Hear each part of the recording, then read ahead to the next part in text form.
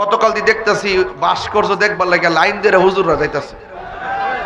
যে ভাস্কর্যকে একসময় হারাম বলে সরিয়ে দেওয়ার কথা বলেছিলেন, সেই ভাস্কর্য ঘেরা জাদুঘরেই এবার দেখা গেল মাওলানা মামুনুল হককে। 9 আগস্ট জুলাই গণঅভ্যুত্থান স্মৃতি জাদুঘর পরিদর্শন করেন তিনি, অথচ 2020 সালে শেখ মুজিবুর রহমানের এটা কোন দলিলে আছে আমি বুঝি না, এটা আমার বুঝায় না, এটা আমার বুঝায় না গো, বুঝায় না। এখন আওয়াজ করে কোন আমার এক খুজরে কইতাছে আপনি ভাস্কর্য বানাতে পারবেন কিন্তু মুখায়বটা যেন পরিবর্তন থাকে, মানে মানুষের মতো যেন না থাকে, অন্যটা দিতেইব। তো এই যে অপব্যাখ্যা, এই অপব্যাখ্যাগুলো দ্বারা সাধারণ পাবলিক বিভ্রান্ত হচ্ছে। আলেমদেরকে দায়িত্ব নিয়ে কথা বলতে হবে। আজকে দায়িত্ব নিয়ে যেই কথা বলবো, এই কথাটা 20 বছর পরে হলো এক জায়গায় থাকতে হবে। যদি নড়াচড়া হয় তাহলে জাতি ভালো চোখে দেখবে না। যেমন আমি, অনেকে আমার বলছে না এমুক দলের দালাল হেমুক দল কইছে না আমারে, আমার দালাল মালাল কম কইছো, হ্যাঁ কত কথা কইছে আমারে। আপনারা কি মনে করেন আমি এবার নির্বাচনে ফেল করছিলাম? গেলে বুঝলা রিলে লুডু খেলা বন্ধ করে দিলাম মিলে, বুঝছেন নি? এরপরে সাহসটা কম না, সব মাহফিল বন্ধ কইরা গিয়া নির্বাচনও করছি। যদি সংসদে যাইতে পারতাম তাইলে অনেক সুন্দর হইতো। বাঙ্গা বাঙ্গা বুঝায় কইলাম বলে দেশ কারে কয় আর ধর্ম কারে কয়, ঠিক নি?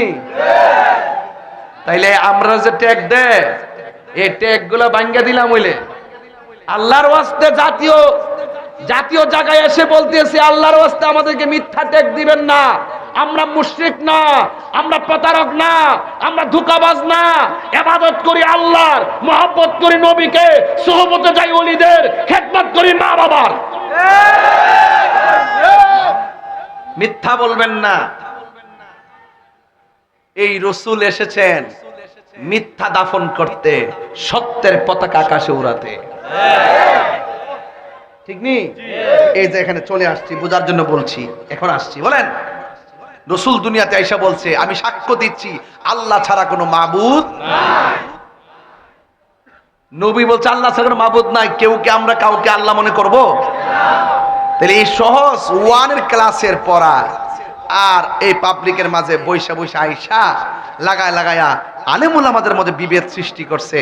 আমি এটা চিন্তা করি নাই। আমি মনে মনে ভেবেছিলাম অনেক দিন পর একটা সুযোগ আসছে, এবার মনে হয় আলেমুল আমারা একটা বিপ্লব ঘটাবে। ও মা গো মা, আগে ছিল 5 দল, ওহন হয়েছে 42 দল। আলেমরা ভাই বিলাল আপনি জানেন না? একটু খেয়াল করে দেখেন, আগে মোটামুটি সবাই একসুরে কথা কইতো, একসুরে আমরা গেলে ইসলাম, আমরা গেলে কোরআন, আমরা গেলে সুন্নাহ, একসুরে। ওহন যখন আয়া পড়ছে কিছু, ওহন 80 লাখে 5 ভাগ, এখন এসে 70 ভাগ। কি রে জানেননি? ওই যে কথা লড়সরের কারণে। আপনি যা বলবেন হৃদয় থেকে বলবেন, কথা বলেন ঠিক কিনা? হারিয়ে যাব একদিন আমি, রব নাই ভুবন চিরদিন, বলো হারিয়ে যাব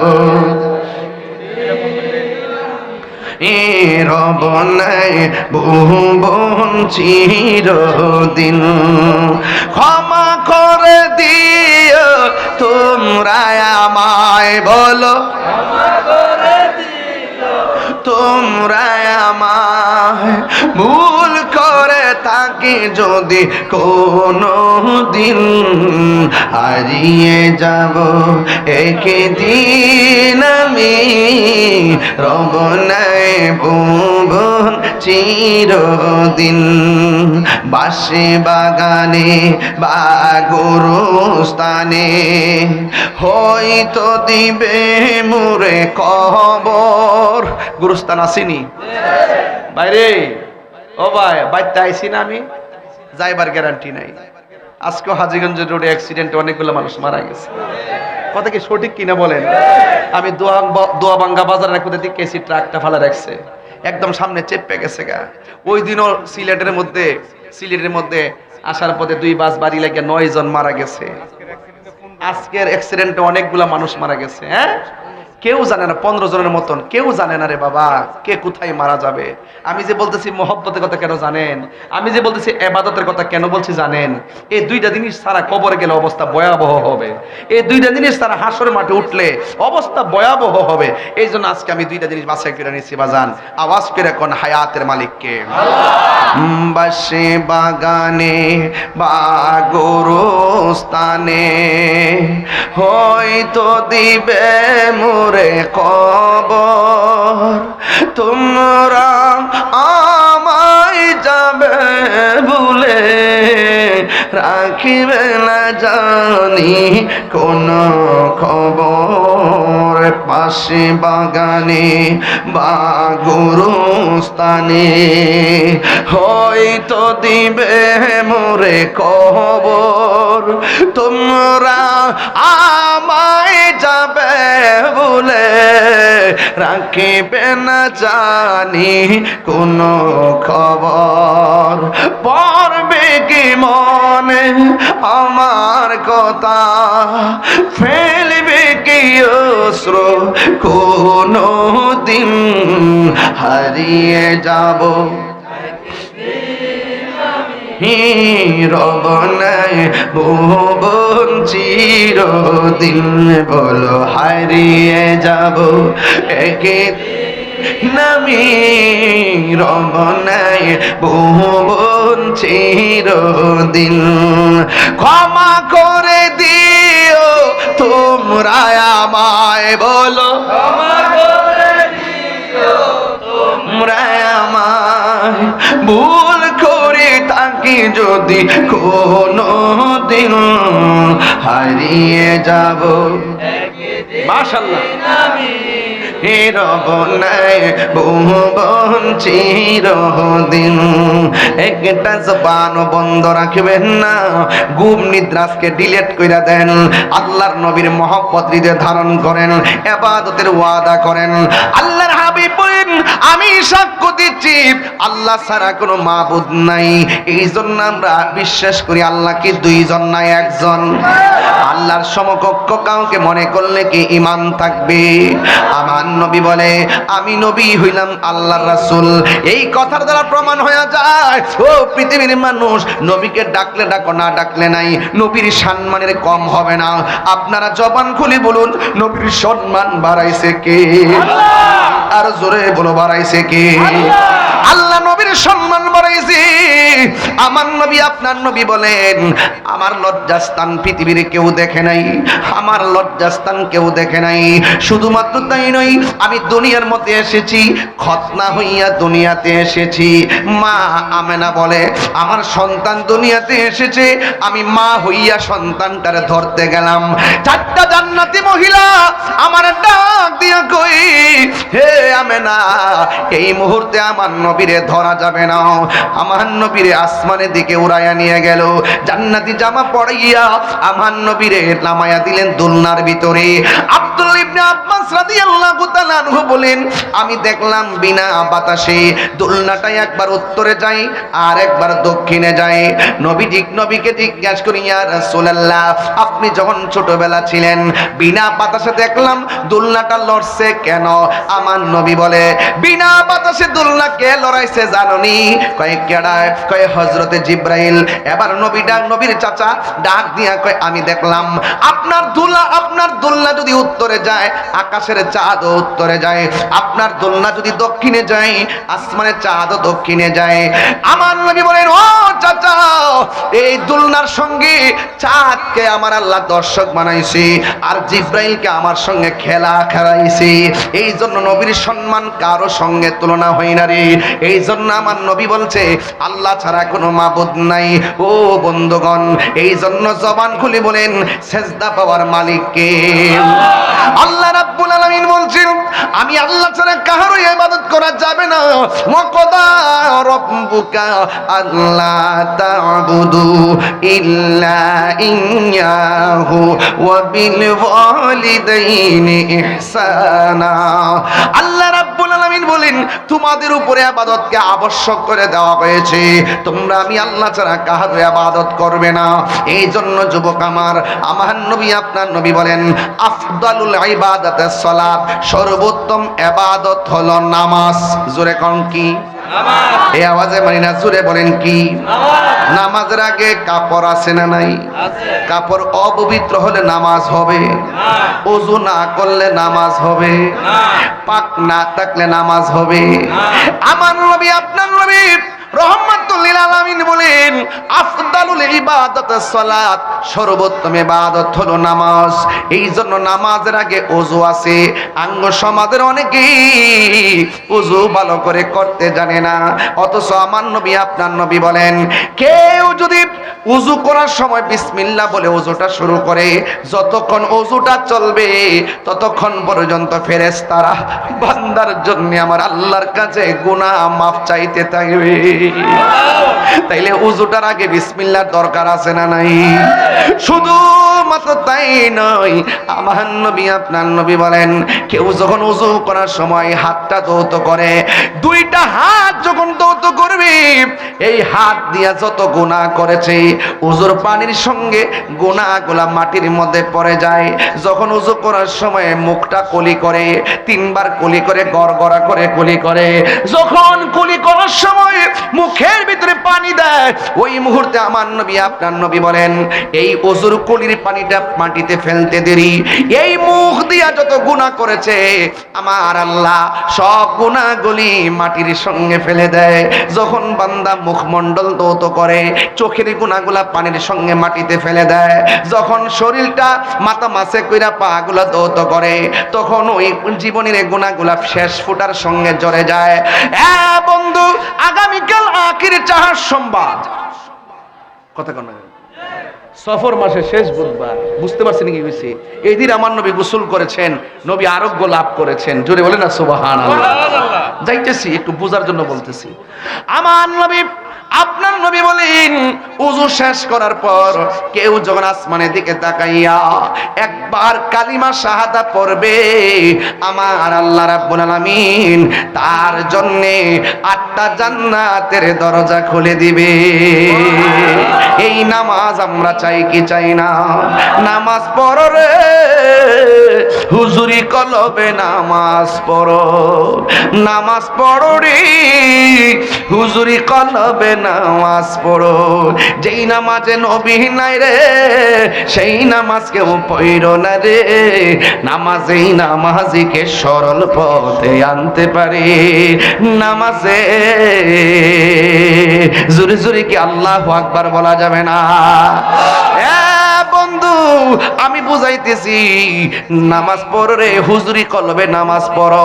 দাঁড়াই থাকবা মুসল্লাই, এমন ভাবে নামাজ পড়বা যেন তুমি আল্লাহরে দেখতেছ।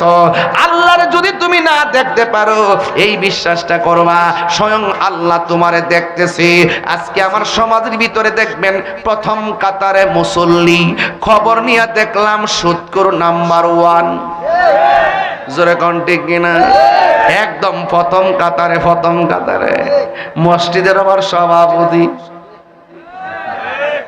সেক্রেটারি, কমিটি, কমিটি, হ্যাঁ কমিটি, হ্যাঁ কমিটি, বেতন দেনা 5,000, ইমাম সাহেবের দমক মারে 20,000। বেতন দেনা 5,000, দমক মারে 10,000, 20,000। এইরকম সুদখোর মসজিদে রাখবেন না। মসজিদে থাকবে যারা নিয়মিত 5 ওয়াক্ত নামাজ পড়ে, নবীর দুরূদ পড়ে, সুন্নাত তরিকায় চলে। লোকটা গরিব হলো তাকেই মসজিদের সভাপতি বানাবেন। কথা বলেন ঠিক কিনা? আল্লাহু আকবার, ইয়া রাসূলুল্লাহ, ইয়া রাসূলুল্লাহ, জিন্দাবাদ, জিন্দাবাদ, জিন্দাবাদ, জিন্দাবাদ।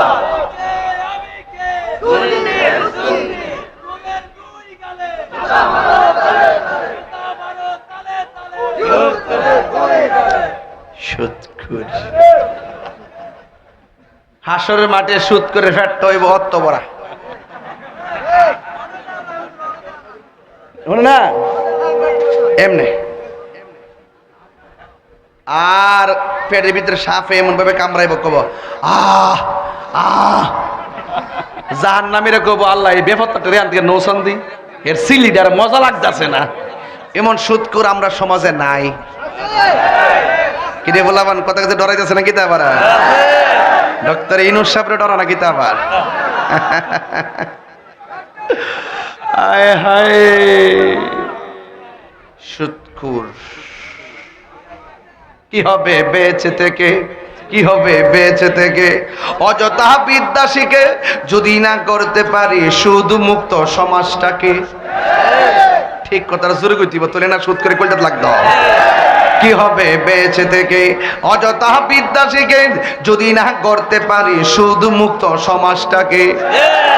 কি হবে আলেম হয়ে ইমাম হয়ে বক্তা সেজে সমাজেতে যদি না হক কথা উচ্চ সুরে না বলিতে? চাকরি বই করো যদি ছেড়ে দাওয়াই না গদি। শুনেন একটা কথা কই, রাগ করেন না, গত 2.5 বছরে কোন মৌলবী সুদের ওয়াজ করছে? মানে সত্যি করে কোন, সত্যি করে করছে?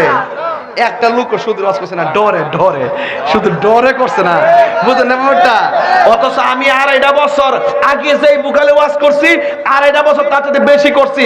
কারণ বিপদের সময়, ইমান পরীক্ষার সময় রক্ত দেওয়ার নামই হলো ইসলাম। আমি ডরাইছি না, এখনো ডরাই না। তাহিরি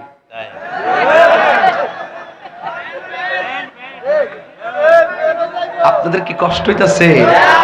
সুদ করে ধরাতে যেই যে মনটা একটু খুশি লাগতেছে নাকি? তা এই বলাবান সুটকির ভর্তা দিয়ে ভাত খাবি, কিন্তু সুদের টাকা দিয়ে আবার 12 প্রকার আইটেম খাবার দরকার নয়।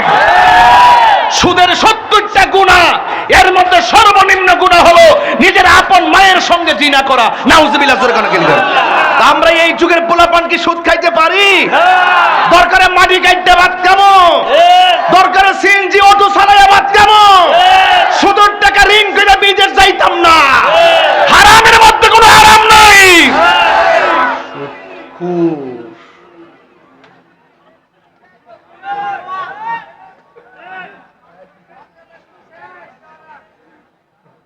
সুদ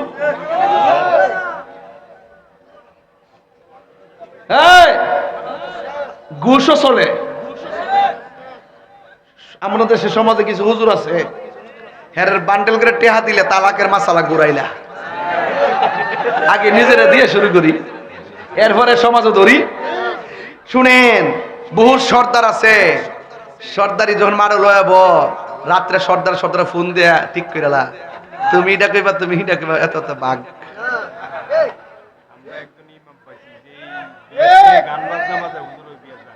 হ্যাঁ, ও একজন ইমাম বলে পাইছে যে বিয়াতে গায়ে হলুদের মধ্যে টুনটুনা টুন করে, এই বিয়ার অনুষ্ঠানে হুজুরে জানা। ঠিক আছে, প্রয়োজনে আমরা নাতে রাসূলের আয়োজন করব। কথা বলেন ঠিক না বেটে? কিন্তু কোনো বাহায়াপনা ডান্স চলবে না, উলঙ্গপনা বেহায়াপনা চলবে না। এখন ঘুষ কি চলবে না বন্ধ হবে? সুদ কি চলবে না বন্ধ হবে? সুদ খাওয়া কি হালাল না হারাম? ইদানিং শুনতেছি মহিলারাও সুদ খায়। হাজারে কত?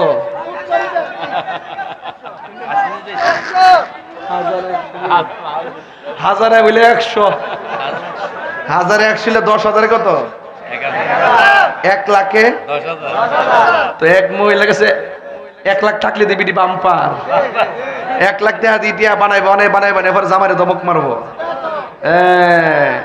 মহিলার টেহা লাগা, সারা জীবন শুনছি যে এরিখেত লাগা, তখন টেহাও বলে লাগা।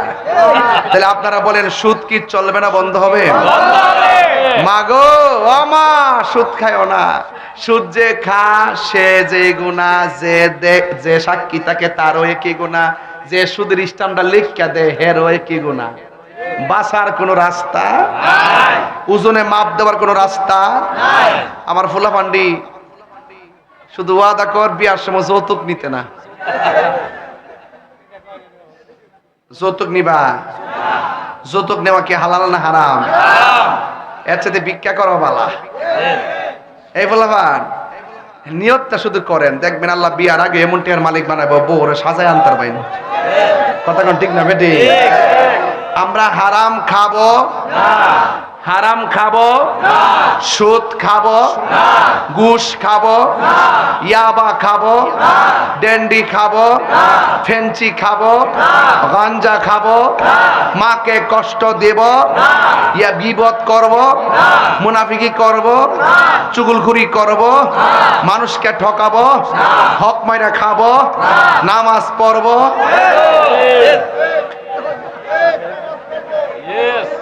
বাবা প্রচুর সতর্ক পোলাপান তাহলে আওয়াজ করে বলো এ কিরে নেশা চলবো এই ওয়াজ কিন্তু সব মাহফিলে করতে করতে একবার ক্লান্ত হয়ে গেছি গা যত ওয়াজ করি ততই দিক কাম হইতাছে না কিন্তু পকেটের মধ্যে লয়ে লয়ে নেশা খাইতাছে খবরদার নেশার মধ্যে কোনো আরাম নাই নেশা যে করে তার ভবিষ্যৎ জীবন কি পরিবারের সম্মান ধ্বংস সামাজিক সম্মান ধ্বংস ঈমান ধ্বংস আমল ধ্বংস হ্যাঁ নেশাটা চলে কিন্তু ইস নেশাটা কি এই অনেকের সাফা ভাঙ্গা রয়েছে কি অবস্থা কি অবস্থা আল্লাহর ওয়াস্তে ফাওড়া দিয়ে কইয়া দেয়া যায় এই মেমোরিয়ালের মানুষ মাহফিলটা মেমোরি হয়ে থাকতো আমরা আজকে থেকে ওয়াদা করলাম মনে করেন কালকে খাইছেন আজকে আবার সময় একটা খাইয়ে ঘুরছেন মনে করেন পরে পালস একটা চকলেট মুখ দিয়েছে যাতে না বোঝা যায় বুঝছি কিন্তু আজকে থেকে ওয়াদা করেন আর আমরা জীবনে নেশা করব ওই যে টুট লড়ছে না ভিতরে বেড়া হাত তুল সব সব সব সব সব সব নেশা করব ট্যাবলেট খাবো বাবা খাবো ইয়াবা খাবো ফেঞ্চি খাবো গাঞ্জা খাবো সুদ খাবো গায়ে হলুদে বেহায়াপনা কনসার্ট করব রাজি সবাই কি রাজি অনুরোধ করে বললাম এটাই হলো আমার শেষ কথা পায়ে হাত দিয়ে বললাম ও কি হবে বেঁচে থেকে গজলটা গাই লিতাম বলে কি হবে আলেম হয়ে ইমাম হয়ে সমাজেতে যদি না হক কথা উচ্চ সুরে না বলিতে চাকরি বই করহ যদি ছেড়ে দাওয়াই না গদি চাকরি বই করহ যদি ছেড়ে দাওয়াই না গদি কি হবে ধোঁকা দিয়ে আল্লাহকে কি হবে ধোঁকা দিয়ে আল্লাহকে কি হবে বেঁচে থেকে কি হবে বেঁচে থেকে অযথা বিদ্যা শিখে যদি না করতে পারি মাদক মুক্ত সমাজটাকে কি হবে আকাশ চুয়া বিলাসবহুল বাড়ি গাড়ি না খেয়ে কত মানুষ পরপারে দিচ্ছে পারি কি হবে আকাশ চুয়া বিলাসবহুল বাড়ি গাড়ি না খেয়ে কত মানুষ পরপারে দিচ্ছে পারি আজরাইল আসবে যবে মাটিতে পড়ে রবে আজরাইল আসবে যবে মাটিতে পড়ে রবে কোনো কাজে লাগবে না তোর বিল্ডিংটাকে কোনো কাজে লাগবে না তোর বিল্ডিংটাকে কি হবে বেঁচে থেকে কি হবে বেঁচে থেকে অযথা বিদ্যা শিখে যদি না করতে পারি নেশা মুক্ত সমাজটাকে আর নেশা চলবে আর বাবা আবার চলবে আমার নবী আপনার নবী বলেন তুমি হাদিসে কুদসির মধ্যে এসেছে তুমি এমন ভাবে নামাজ পড়ো যেন তুমি আল্লাহরে দেখতেছো আল্লাহরে যদি না দেখতে পারো এই কথা মনে বিশ্বাস করবা স্বয়ং আল্লাহ রাব্বুল আলামিন আমাকে দেখতেছে আল্লাহ আল্লাহ আল্লাহ আল্লাহ আল্লাহ আল্লাহ আল্লাহ